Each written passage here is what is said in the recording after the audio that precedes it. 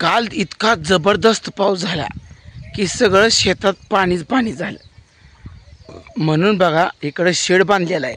ह्या शेडमध्ये सगळी जनावरं आणली ती हवा कशी निवांत बसली. 2-3 रानात बांधली ती सगळी शेडमध्ये बांधली. हवा शेडमध्ये एकदम भारी.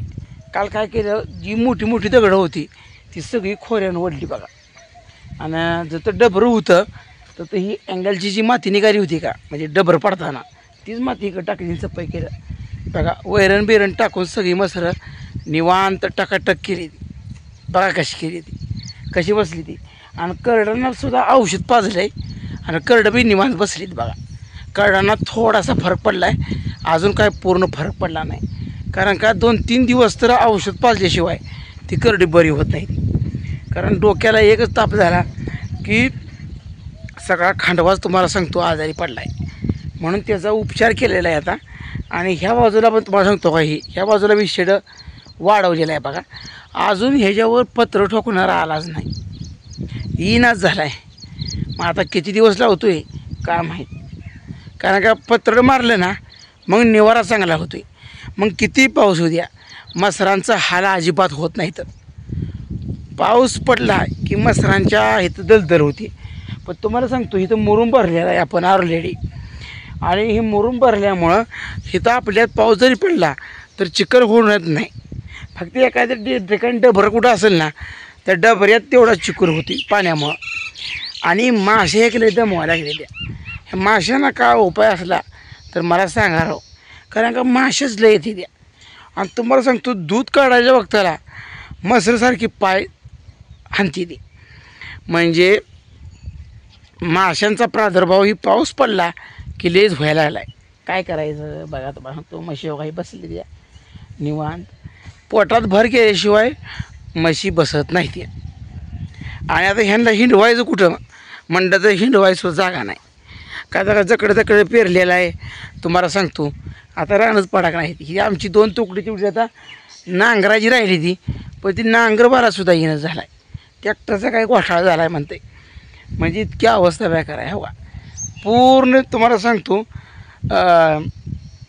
वैरण पूर्ण खाल्ली बघा. मी यांना कटरंसुद्धा केली नव्हती. हाय अशी आपण वैरण टाकली होती, बारीक ताटाची होती. पाक खाल्ली मसराने आणि निवांत रोध करत बसली ती. कशी रोध करतील बघा. तो आता कडं मैच खुडा घालून बसलेली. कारण का पाऊस पडला की निवांत अशी बसती ती बघा. आणि ही रेडकं जी आहे ती बारकी ही सुद्धा बघा इथं लय गवात होतं. मग मी जर काय केलं झाडाच्या कडेने गवत आहे. ह्या बाजून बांधलं पाक खाल्लं बघा. मग झाडाच्या कडेने गवतं खाल्ली. आता राहणार आहे गवत जास्त आहे म्हणून बघा तकडं बघा. तो आपल्या सुंदर आहे का तो त्या कोपऱ्याला बांधली बघा. 2 रेडकं एक हिथं बांधले बघा. म्हणजे बांधाचं सुद्धा खरकाट पाक खाती ती. आणि हिथं बी लय गावाचं तुम्हाला सांगतो बाई. ह्या जागचं हवाई पाक खाते. सकाळपाळी रेडकं बांधली हो पाक खाते. बघा आपलं शेड ही पहिलं बांधलेलं शेड आणि हे त्याच्याकडे नसतं. तर सांगाडा बनवून आता जवळजवळ 2-4 दिवस झालं.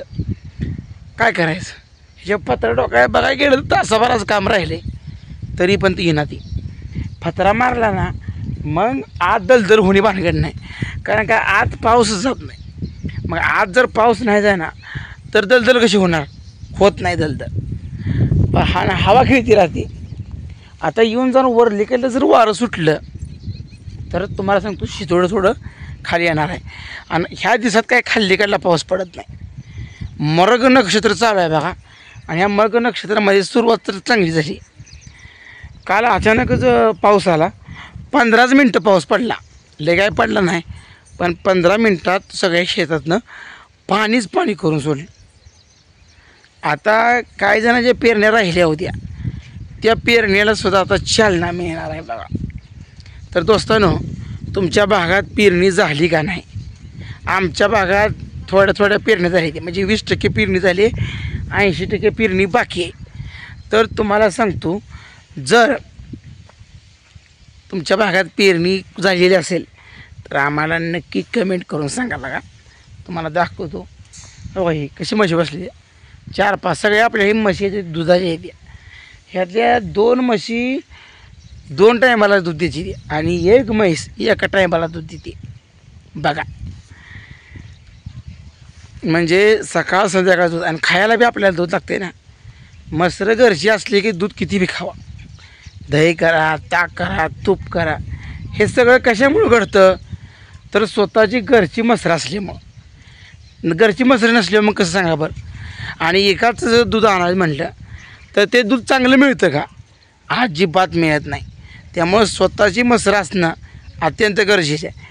आणि शेतीला बी तुम्हाला सांगतो आपल्याला भरपूर खत मिळते आणि खताचा वापर करतो म्हणून तर बाजरी हे आपले ज्वारीचं पीक चांगलं येते. आता ह्या बाबा तुम्हाला दाखवतो पेरवाला आहे. या पेरवाला खत टाकलं आहे कसं आहे बघा बरं, किती भारी आले. या पेरवाला शेणखत टाकले तरीसुद्धा भारी आले पीक बघा. म्हणजे शेणखताचा वापर केला तरच पीक चांगलं येतं आहे, अन्यथा अजिबात येत नाही. तुम्ही रासायनिक खतं किती वापरा ती उलट पाण्याला येणार, धगटणार, तरकटणार, वाढ उंच होणार आणि पुन्हा लोळणार खाली. म्हणून म्हणतोय जास्तीत जास्त शेणखताचा वापर करा. आमचा अजून अपूर्ण शेड राहिले बघा, ही कधी पूर्ण होईल याचीच मी वाट बघत बसले.